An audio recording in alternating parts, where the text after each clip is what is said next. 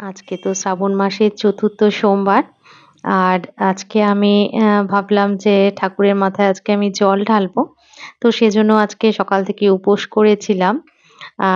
কথিত তো আছেই যে শ্রাবণ মাসের সোমবারে অ্যা বাবার মাথায় জল ঢাললে মনস্কামনা পূর্ণ হয়। তো আমারও মনস্কামনা রয়েছে। আ তো আমি জল ঢালছি।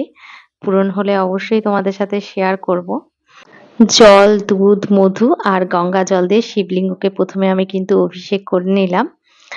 তো তারপরে এরপর ভগবান শিবকে কিন্তু যে বেলপাতা, ফুল, ৫ রকম ফল অর্পণ করলাম। আ বেলপাতা কিন্তু শিবের ভীষণ প্রিয়। আরেকটা কথা তো তোমাদের এখনো অব্দি বলিইনি, আমি কোথায় পুজো দিতে এসেছি। এটা হচ্ছে আমাদের পৈতৃক বাড়িতে প্রতিষ্ঠিত শিব মন্দির।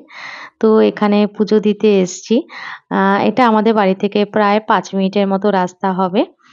আর এখানে আমরা প্রত্যেক বছরই আ শ্রাবণ মাসের যেকোনো একটা সোমবার এখানে এসে পুজো দিবই। তো এবার আমার ৪র্থ সোমবারে আমি এসেছি। আর আজকে না আমার ভীষণ ইচ্ছে ছিল ঘিয়ের প্রদীপ দিয়ে বাবাকে পুজো দিতে।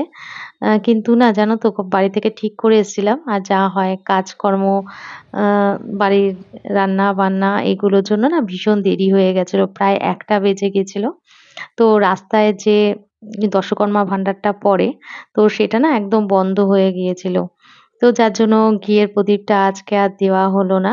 আ তো ধূপকাঠি আর মোমবাতি ৫ টা মোমবাতি দিয়েই আমি পুজোটা দিয়ে নিলাম। তো এই দেখো আমার পুজো দেওয়া হয়ে গেছে।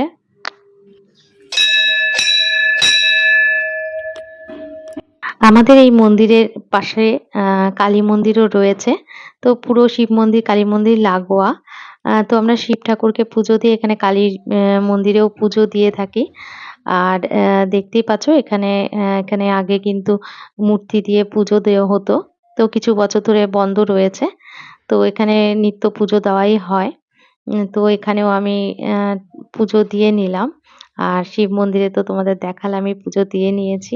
পুজো দিয়ে নিয়ে এখন বাড়ির পথে আবারও একটা নতুন ভিডিওর সাথে আসছি। টাটা।